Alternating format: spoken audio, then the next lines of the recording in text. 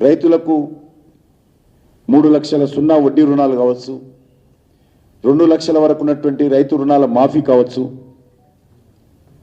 నిరుద్యోగులకు 4,000 నిరుద్యోగ భృతి కానీ, ప్రతి మహిళకు 2,500 ఆర్థిక సహాయం అందించే కార్యక్రమం కానీ,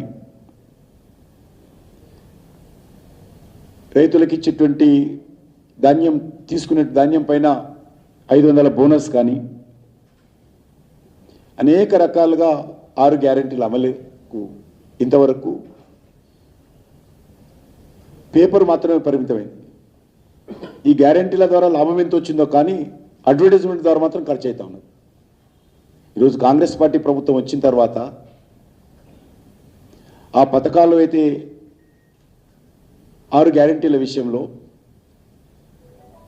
ఎంతమందికి లబ్ధి చేరిందో తెలియదు కానీ పెద్ద ఎత్తున మరి పబ్లిసిటీలో మాత్రము చాలా పెద్ద ఎత్తున ఖర్చు పెడతా ఉన్నారు.